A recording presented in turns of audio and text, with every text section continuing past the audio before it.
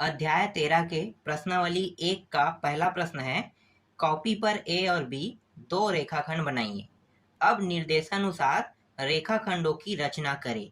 तो यहाँ पे आप देख सकते हो ए, बी, सी और डी दिया हुआ है। अब दो रेखाखंड बनाना है, ठीक है, कॉपी पर। तो पहला यहाँ पे मैं रेखाखंड बना लेता हूँ इस तरह से, और इस रेखाखंड का नाम मैं ए दे देता हूँ। और दूसरा जो रेखाखंड है उसको मैं इस प्रकार से बना लेता हूँ और इसका नाम मैं बी दे देता हूँ। ठीक है, एक रेखाखंड मतलब लंबाई में मान रहेगा। अब इस रेखाखंड का मान इस प्रश्न में नहीं दिया है, तो क्या क्या रख सकते हैं। मेन टॉपिक है रखना। तो मान सकते हैं, माना ए का जो मान है मैं 1 से लेके 2, 3 या इसके अलावा कुछ भी मैं रख सकता हूँ जो इन्फिनिटी तक जाएगा। इसी तरह से बी का मान भी मैं 1, 2, 3 इस तरह से आगे बढ़ते रहेगा और अनंत तक के ये भी जाएगा। अनंत मतलब इन्फिनिटी तक। ठीक है, तो अनंत तक रख सकते हैं। ए का मान लो मैंने ए का मान 1 रखा।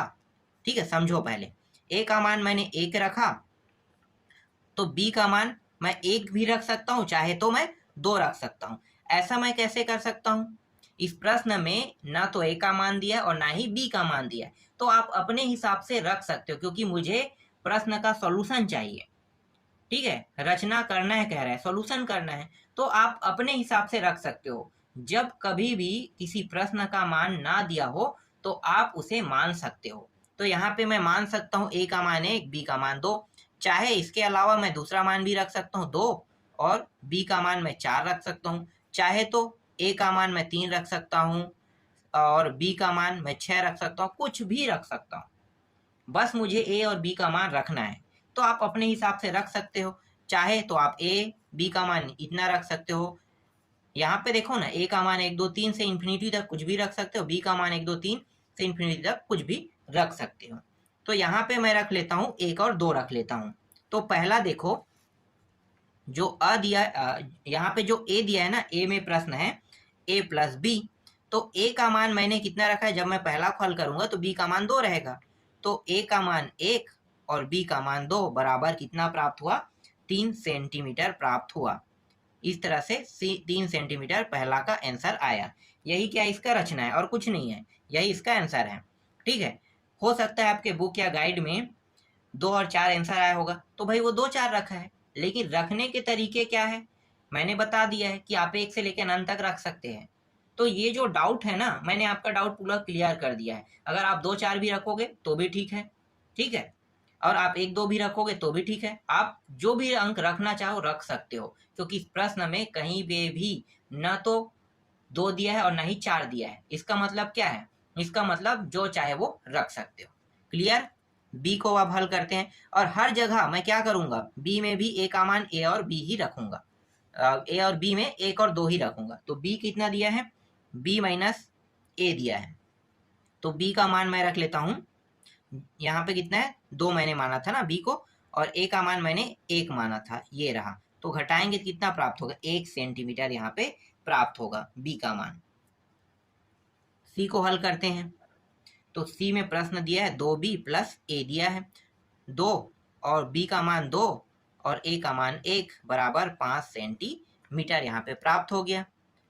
डी का मान निकालते हैं। तो डी का जो मान है वो 3a और माइनस बी दिया हुआ है, तो 3 गुणित ए का मान 1 और माइनस बी का मान कितना है 2, तो यहाँ पे 1 सेंटीमीटर प्राप्त होगा। यही क्या इसका आंसर है। ठीक, तो इस तरह से पहला प्रश्न पूरा कंप्लीट हो गया। दूसरा पे आते हैं। देखो दूसरा प्रश्न में क्या दिया है, दूसरा प्रश्न क्या है कि प्रकार और रूलर की सहायता से इन मापों के कोण बनाइए। 15, 45, 105 और 75 दिया हुआ है। तो प्रकार के सहायता से बनाने के लिए कहा है, ये आप बना लोगे, कोण वाला है। कोण मैं बना के नहीं बता सकता क्योंकि मेरे पास अभी प्रकार नहीं है, और ये एक प्रकार से थ्रेटेड है। ठीक है, थ्रेट है ये प्रश्न, क्योंकि ऐसे प्रश्न एग्जाम में आते नहीं हैं और ये फालतू चीज दिया हुआ है। तो आप लोग खुद ट्राई करना, क्योंकि ये एग्जाम में आएगा नहीं, और अगर आता है एग्जाम में तो आप लोगों को पता होगा कि पिछले साल मैंने आप लोगों को पूरा बोर्ड एग्जाम का पूरा पेपर में जो आने वाले आईएमपी प्रश्न दिया था और आया भी है। नहीं अगर पता है आप लोगों को तो पूछ लेना पिछले साल वाले से क्योंकि अभी वो लोग 11th में आ गए और अच्छे नंबर भी आए। बहुत से बच्चों ने कमेंट किया था कि सर आप जितना बताए थे वो पूरा आया था। तो आप लोगों को आने वाले प्रश्नों की जानकारी मैं आपको नवंबर या दिसंबर के आसपास दे दूंगा। आप उन्हीं प्रश्नों को पढ़ो जो प्रश्नों को मैं आप लोगों को दूंगा। तो आप लोगों के जो अंक जो है ना, आप लोगों को जो डर लग रहा होगा कि हम फेल हो सकते हैं हर प्रश्नों को बनाए, नहीं, बिल्कुल नहीं। जो प्रश्न इंपॉर्टेंट है, जो एग्जाम में आएगा, वो मैं पूरा बता दूंगा। तो आप लोग एकदम ना निश्चिंत रहिए और बस अपनी तैयारी करते रहिए। बस इतना आपको करना है, जितना सीख सकते हो अभी नवंबर दिसंबर तक सीख जाओ। उसके बाद का जो है ना, जो मैं आप लोगों को प्रश्न दूंगा, सिर्फ उसी की तैयारी करना है और अच्छे से नंबर 80 90 95, तो इसके बीच में आप लोग कम से कम प्रतिशत पा जाओगे, दिक्कत नहीं है आप लोगों के लिए। ठीक है, चलो आगे देखते हैं। अब देखो तीसरा देखते हैं। तीसरा में तीसरा में आते हैं। तो तीसरा में क्या है? तो तीसरा में है दो कोण x, और x जो है अधिक कोण रहेगा कह रहा है, और यहाँ पे y जो है न्यून कोण है कह रहा है। अब पहले मैं यहाँ पे अधिक कोण और न्यून कोण को बना लेता हूँ, और यहाँ पे a b c d 4 मान यहाँ भी दिया है। तो चलो पहले अधिक कोण और न्यून कोण को बनाते हैं। तो अधिक कोण कितना होता है? आप सभी को पता होगा, अधिक कोण का मतलब होता है जो 90 अंश से अधिक हो। तो ये 90 अंश से अधिक है। समकोण कैसे होता है? 90 अंश का जो मान होता है वो सीधा इस तरह से रहता है, तो ये 90 अंश का कोण है, इसे हम कहते हैं समकोण। इसे मैं कहूंगा अधिक कोण। अधिक कोण क्यों बोल रहे हैं? क्योंकि इसका जो मान है 90 अंश से अधिक रहेगा। और न्यून कोण कितना रहता है? न्यून कोण का मान जो है 90 अंश से कम रहता है। मान लो इस तरह से मैं झुका देता हूं, ठीक है, तो ये झुका हुआ है। झुके हुए कोण को क्या कहते हैं? न्यून कोण कहते हैं। सीधा सीधा जो लंबाई में हो, लंब हो, उसे हम 90 अंश का कोण कहते हैं, जिसे समकोण के नाम से जानते हैं। इसे मैं न्यून कोण लिख लेता हूं, न्यून कोण, इस तरह से।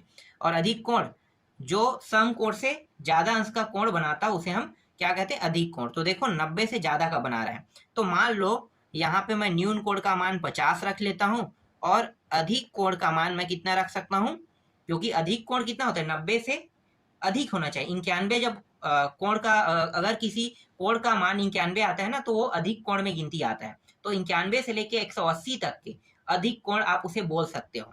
ठीक है, तो अधिक कोण का मान कितना रख सकते हो? 91 से लेके 180 के बीच में जितने अंक है, उनमें से कोई भी अंक को आप अधिक कोण में ले सकते हो। तो यहाँ पे मैं 100 ले लेता हूँ इसको, ठीक है, 100। और न्यून कोण 90 से कम मतलब 89, ठीक है, 89।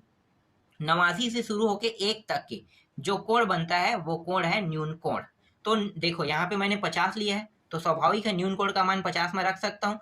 तो आप 89 से लेके 1 के बीच में कोई भी मान लोगे, वो न्यून कोण का ही मान रहेगा। तो यहाँ पे मैंने 50 रखा है, उसके बीच में आता है ना 89 से 1 के बीच में। और ये 91 से 180 मतलब 180 के बीच में 100 आता है, तो मैं अधिक कोण का मान इतना ले सकता हूँ, बिल्कुल। और ये जो है 90 अंश का जो कोण बनाता है, फिक्स 90 अंश का कोण, वही बस समकोण कहलाता है। तो इस प्रश्न में मैंने x का मान माना है, जो अधिक कोण है कह रहा है, x का मान मैंने 100 माना है, और y का मान मैंने माना है यहाँ पे 50 माना है। ठीक है, अपने हिसाब से मानेंगे, यहाँ भी मान दिया नहीं है। चलो आगे देखो। अब यहाँ पे मैं लिख लेता हूँ a का मान क्या दिया है? x अंश माइनस y अंश। ठीक है, x अंश और y अंश। तो x को मैंने क्या माना था? देखो यहाँ पे चित्र आप देख सकते हो, 100। तो 100 अंश और ये कितना है? 50, घटा देंगे तो कितना प्राप्त होगा? यहाँ पे 50 अंश प्राप्त होगा। ये इसका आंसर है। ठीक है, अपने हिसाब से मैं मान रहा हूँ ना, हो सकता है आपके गाइड में दूसरा मान माना होगा तो आपका आंसर अलग आएगा, हो सकता है बुक में दूसरा आंसर आया होगा। तो ये चीज ना आप लोगों को ध्यान देना है कि जो बुक है या गाइड है वो अपने हिसाब से मान माना गया है, तो मानने वाला टॉपिक है तो मैं अपने हिसाब से मानूंगा, तो उनका भी आंसर सही है, मेरा भी सही रहेगा। बी को देखो, बी में क्या दिया है? एक्स अंश प्लस वाई अंश, इस तरह से दिया है। तो एक्स को मैंने 100 अंश माना है और वाई को मैंने 50 माना है, तो यहाँ पे 150 प्राप्त हो गया। सी में दिया हुआ है यहाँ पे 180 अंश दिया हुआ है, और एक्स का यहाँ पे मान दिया है, मतलब एक्स दिया हुआ है। तो मैं क्या करूंगा? 180 अंश और एक्स का मान यहाँ पे रख दूंगा। कितना माना हूं मैं? 100। तो ये हो जाएगा 80 अंश, यहाँ पे आंसर इसका प्राप्त हो जाएगा। डी को देखो, तो डी का मान यहाँ पे दिया हुआ है 2y दिया है, तो 2y मतलब 2 गुणित, और y को मैंने 50 माना है, तो ये हो जाएगा कितना? 100 अंश हो जाएगा। इस तरह से यहाँ पे 100 प्राप्त हो गया। तो देखो यहाँ पे जो तीसरा प्रश्न है वो भी कंप्लीट हो गया। अब चौथा पे आते हैं। चौथा प्रश्न भी एक प्रकार से थ्रेटेड है, पूरा दिमाग खराब करने वाला है, कुछ भी नहीं है उसमें। चलो मैं आपको ऐसी आंसर बता देता हूँ क्या आएगा। देखो यहाँ पे इस प्रश्न में क्या कहा है, इस प्रश्न में कहा है कि आपको 3 निश्चित मापों आर एस और टी के रेखाखंड दिए गए हैं। कह रहा है क्या इन रेखाखंडों, पहला है क्या इन रेखाखंडों से त्रिभुज की रचना संभव है, यदि हाँ तो त्रिभुज बनाइए। हाँ कहेगा तभी त्रिभुज बनाना है, नहीं तो कुछ नहीं बनाना। तो आपको मैं बता देता हूँ कि नहीं होगा। क्यों नहीं होगा इसका कारण भी बता देता हूँ। देखो यहाँ पे ना तो आर का मान दिया है, ना तो एस का मान दिया है, और नहीं टी का मान दिया है। अगर मैं अपने हिसाब से आर एस टी का मान रखता हूँ तो मैं एक त्रिभुज का निर्माण कर लूंगा, लेकिन मान तो दिया नहीं है, दिया नहीं है तो मैं त्रिभुज कैसे बना सकता हूँ, पॉसिबल ही नहीं, इसलिए नहीं आएगा यहाँ पे। इसके बाद क्या एस टी व आर टी से त्रिभुज बनाए जा सकते हैं? बिल्कुल नहीं बनाए जा सकते। दो भुजा से क्या त्रिभुज बना सकते हैं? नहीं बना सकते ना। तो इसलिए इसका भी आंसर क्या होगा? नहीं होगा। और नहीं है तो आपको कुछ करने की आवश्यकता नहीं है, पता चल गया दोनों का आंसर नहीं आएगा। कुछ नहीं करना है, बस नहीं लिख देना है। आगे देखते हैं। देखो पांचवा प्रश्न को, पांचवा प्रश्न में क्या दिया है, एक त्रिभुज ए बी सी की रचना कीजिए। अब शीर्ष ए से भुजा बी सी के समांतर एक रेखा की रचना कीजिए। शीर्ष ए पर बने कोणों का योग और त्रिभुज के सभी कोणों का योग की जांच कीजिए। तो जांच करना है, तो यहाँ पे आप देख सकते हो कि यहाँ पे आपको क्या दिखाई दे रहा है, एक त्रिभुज दिखाई दे रहा है। ठीक है, ये जो त्रिभुज है जैसे कि प्रश्न में कहा है वैसे ही मैंने पहले ही बना दिया है, बस रचना करना है ना। तो रचना मैं अपने हिसाब से करूंगा। ठीक है, रचना करने का मतलब होता है कि हम जो जो प्रक्रिया इस त्रिभुज को बनाने में उपयोग करेंगे उन सारे प्रक्रियाओं को लिखेंगे, वही रचना कहलाता है। हो सकता है बुक या गाइड अलग तरीके से रचना किया हो, लेकिन रचना आप अपने शब्दों में कर सकते हो, क्योंकि आप जिस मेथड का उपयोग करोगे उसी मेथड को आप लिखोगे।